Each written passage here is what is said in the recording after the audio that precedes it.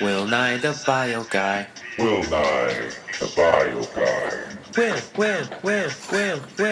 Will Nye the Bio Guy. Meiosis rules. Will Nye the Bio Guy. Meiosis produces gametes. Will Nye, the Bio Guy. Will. So the sperm and the egg, Oh, Willie? they get together and... Oh, hey Leanne, I didn't see you there. Recently I've been looking in depth at the study of meiosis. Well then, what are we waiting for? Let's explain meiosis. Meiosis is a type of cell division that's required in sexual reproduction. And reproductive organs in animals require meiosis. And when they undergo meiosis, they produce a lot of gametes, which are happily reproductive cells. But before we learn about gametes, shouldn't we learn about how they are made? And isn't there something called interphase? Well, that's very simple. Well, in the G1 phase, the offspring cells grow to mature size. In the S phase, the DNA duplicates. And in the G2 phase, they prepare for cell division. Fine. Very well then. Then, moving on to the steps of meiosis, there's meiosis 1 and meiosis 2, since cells undergo meiosis twice. Well, there are 4 steps to meiosis: prophase, metaphase, anaphase, telophase. Oh yeah, doesn't DNA coil tightly into chromosomes during prophase 1? Well, of course, and spindle fibers appear too. Then, of course, the nucleolus and the nuclear membrane disassemble, and each chromosome lines up next to its homologue. Well, you know what that is called? It's called synapsis. And you may not be unfamiliar with it because it doesn't happen in mitosis. Oh, trust me, I do know. And I know that every pair of homologous chromosomes is called a tetrad.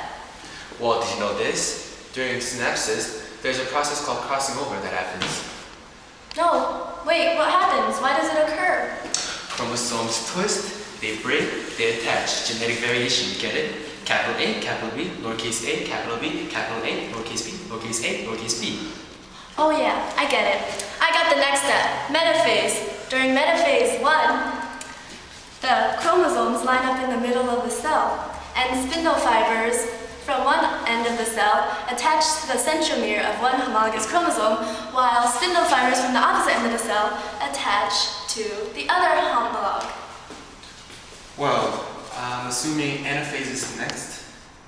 Well, you should know. You're the expert. Well, in anaphase 1, the homologous chromosomes move to the opposite poles of the dividing cell. And that random separation is called independent assortment. That also leads to genetic variation. Oh, so now I'll wrap up meiosis 1 by telling you about telophase 1. In telophase 1, the chromosomes reach opposite ends of the cell and cytokinesis begins. Don't be too excited there. After meiosis 1, meiosis 2 occurs. That shouldn't be too difficult, right? Isn't it just like mitosis? So, in prophase 2 of meiosis 2, spindle fibers form and start to move the chromosomes toward the middle of the cell. In metaphase 2, the chromosomes move toward the middle of the cell. And in anaphase 2, the chromosomes reach, or should I say the chromatids, they reach opposite ends of the cell. Well, to wrap things up, in telophase 2, the chromosomes are wrapped around by a nuclear membrane that forms around them. Well, now the last step is sexual reproduction. The only cells that divide by meiosis are those within the reproductive organs that produce gametes.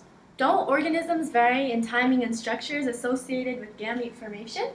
Well, indeed. In humans, meiosis occurs in the testes of the males or the ovaries of the females. So what happens exactly?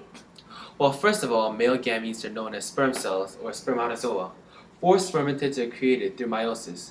Each spermatid develops into a mature sperm cell, and this production of sperm cell is known as spermatogenesis. Oh, and meanwhile, oogenesis is the production of mature egg cells, or ova. During oogenesis, a diploid reproductive cell divides meiotically to produce 1 mature egg cell and 3 polar bodies. Since the cytoplasm of the original cell is divided unequally between the new cells. As a result, all of the nutrients in the cytoplasm go to that one egg. And that's the end of meiosis, right? Finally, yes! Thanks, Will Nye. I learned so much today that I feel like I could be Will Nye Jr. Anyways, I gotta go. See you later. Me and Shen, the bio girl.